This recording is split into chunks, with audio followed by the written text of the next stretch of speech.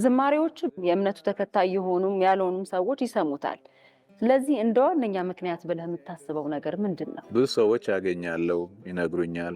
አይ ቲንክ ያው ሪሌት ያደርጋል።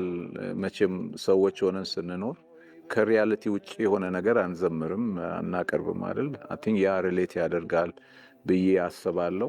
ከሁሉ በላይ ግን ያው የሰውን ልብ የሚነካው የእግዚአብሔር መንፈስ ነው ብዬ ነው ማምነው። አይ ብሊቭ የእግዚአብሔር መንፈስ ነው የሚነካቸው ብዬ አስባለሁ። ክርስትና ለአንተ ምንድን ነው? ክርስትና ለእኔ ክርስቶስን ማመን ነው። ክርስቶስን አምኖ እግዚአብሔር ያዘጋጀውን ያንን በክርስቶስ በኩል ያዘጋጀውን የዘላለም ሕይወት በማመን እግዚአብሔር ያዘጋጀልንን ያን በረከት መውረስ ነው ክርስትና። ክርስትና በአፍ ብቻ የምንለው ነገር ሳይሆን የምንኖረውም ነው። ኑሮ አለበት። ደቀ መዝሙር ሆነን የምንኖረውም ሕይወት ነው ክርስትና። ደግሞ የምንናገረውም ነው ክርስትና።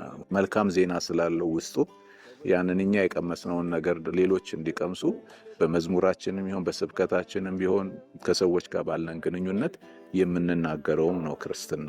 ፋሲካስ? ትልቁ የፋሲካ ዋናው መልእክት ክርስቶስ ዛሬም ሕያው ነው። መጽሐፍ ቅዱስ እንደሚል ኢየሱስ ክርስቶስ ትላንትና ዛሬም እስከ ዘላለም ድረስ ያው ነው ይላል እና ሞቶ አልቀረም፣ ተነስቷል። በአባቱ ቀኝ ነው ያለው ክርስቶስ። አባቱ ቀኝ ሆኖ መጽሐፍ ቅዱስ እንደሚል ስለኛ ይማልዳል ይላል። ስለዚህ ይህን ስናስብ ልባችን ወደ እግዚአብሔር እንዲቀና፣ የጌታን ሞትና ትንሣኤውን ስናስብ ልባችን ወደ እግዚአብሔር እንዲመለስ፣ ከሱ ጋር መታረቅ እንዲሆንልን። ምክንያቱም እርቅን ያገኘነው በሞቱ በኩል ስለሆነ እግዚአብሔር ቃል እንደሚያስተምረን ያንን ማሰብ ሰዎች ጥሩ ካልሆነ መንገድ ተመልሰው በእግዚአብሔር መንገድ እንዲሄዱ ይሄ በዓል ያሳስባል ብዬ አስባለሁ እና በዓሉ በአጠቃላይ የጌታን ትንሣኤ የምናስብበት ያንን ሰለብሬት የምናደርግበት ነው ብዬ አምናለሁ እና እግዚአብሔር ስላዘጋጀልን ስለዚህ የመዳን መንገድ እግዚአብሔር የተመሰገነ ይሁን። በጣም አመሰግናለሁ ስለጋበዝሽኝ። እግዚአብሔር ይባርክሽ። ማለት ሕይወት እንዳገኘ በአምላክ ምሕረት እንዳረፈ ሰው በክንፎቹ ጥላ ተሸሽጌ እዘምራለሁ።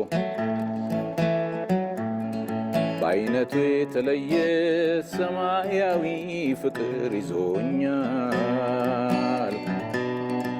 ግራ ቀኝ እንዳልል የኔ ወዳጅ ቤቱ ተክሎኛል። ሕይወት እንዳገኘ በአምላክ ምሕረት እንዳረፈ ሰው በክንፎቹ ጥላ ተሸሽጌ ዘምራለሁ።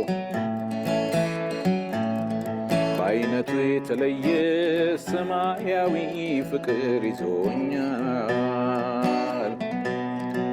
ግራ ቀኝ እንዳልል የኔ ወዳጅ ቤቱ ተክሎኛል።